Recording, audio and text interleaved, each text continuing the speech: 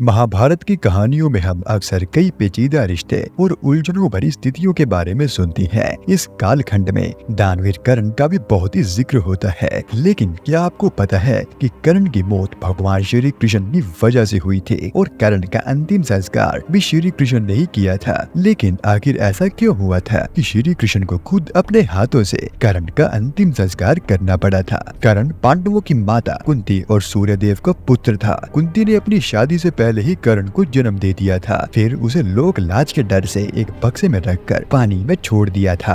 वह बक्सा एक रथ के सारथी को मिला और उसी ने कर्ण का पालन पोषण किया। सूत पुत्र होने के चलते कर्ण को कई बार अपमान सहना पड़ा था। उसे समाज में इज्जत नहीं मिली। द्रौपदी ने भी उसे एक सूत पुत्र कहकर उससे शादी करने से इनकार कर दिया, जिससे वह पांडवों से नफरत करने लगा। यही वजह थी कि कुंती का पुत्र होने के बावजूद कर्ण ने महाभारत के युद्ध में कौरवों का साथ दिया। एक बार कर्ण अपने रथ से कहीं जा रहा था, तभी उसके रथ से अनजाने में एक बछिया की मौत हो गई। उसी दौरान एक साधु ने कर्ण को श्राप दे दिया कि जिस तरह रथ से बछिए की मौत हुई है, उसी तरह तुम्हारी भी मौत होगी। साधु ने कहा कि युद्ध के दौरान उसके रथ का पहिया धरती निगल लेगी और यही वजह उसकी मौत का कारण बनेगा। महाभारत युद्ध के 17वें दिन कर्ण के रथ का पहिया जमीन में धंस गया। तभी अर्जुन ने अपना दिव्य अस्त्र निकाला और कर्ण पर वार कर दिया। जैसे साधु ने श्राप दिया था, उसी तरह कर्ण की मृत्यु हो गई। ऐसा माना जाता है कि कर्ण की मौत की एक वजह श्री कृष्ण भी थे। कर्ण के पास देवताओं द्वारा दिया गया एक दिव्य अस्त्र था, जिसका कोई भी मुकाबला नहीं कर सकता था। यह दिव्य अस्त्र कर्ण ने अर्जुन के लिए बचा कर रखा था।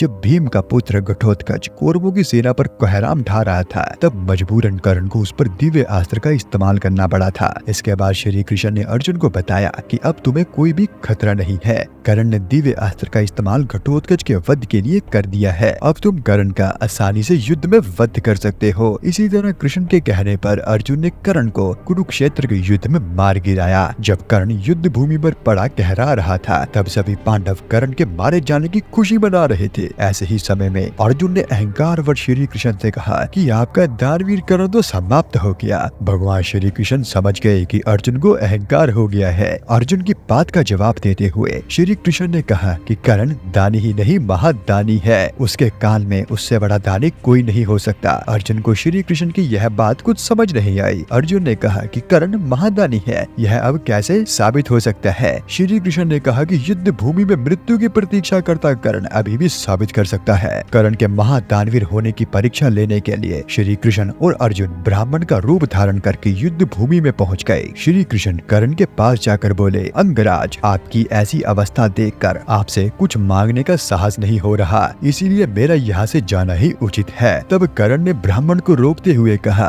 कि हे ब्राह्मण, जब तक मेरे शरीर में प्राण है, तब तक मेरे पास आया याचक लौट जाए, ऐसा हो ही नहीं सकता। तब कर्ण ने अपने पास ही पड़े पत्थर से अपने 2 सोने के दांत तोड़कर श्री कृष्ण को दे दिए। कर्ण की ऐसी दानवीरता देखकर श्री कृष्ण बेहद प्रभावित हुए। श्री कृष्ण ने कर्ण से कहा कि वह उनसे कोई भी वरदान मांग सकते हैं। तब कर्ण ने श्री कृष्ण से कहा कि निर्धन सूत पुत्र होने के कारण उसके साथ बहुत से छल हुए, इसीलिए आप अगली बार जब धरती पर अवतार लें तो पिछले वर्ग के लोगों के जीवन को सुधारने के प्रयत्न करें। दूसरे वरदान के रूप में कर्ण ने कहा कि अगले अवतार में आप उन्हीं के राज्य में जन्म ले। और तीसरे अवतार में कर्ण ने श्री कृष्ण से कहा कि उसका अंतिम संस्कार ऐसे स्थान पर किया जाए जहाँ पर कोई पाप ना हुआ हो। लेकिन पृथ्वी पर ऐसी कोई जगह नहीं है जहाँ पर कोई पाप ही ना हुआ हो। इसीलिए श्री कृष्ण ने कर्ण के वरदान की पूर्ति के लिए उसका अंतिम संस्कार अपने ही हाथों पर किया। तो मित्रों, यह था आज का हमारा वीडियो और यह वीडियो देखने के लिए आपका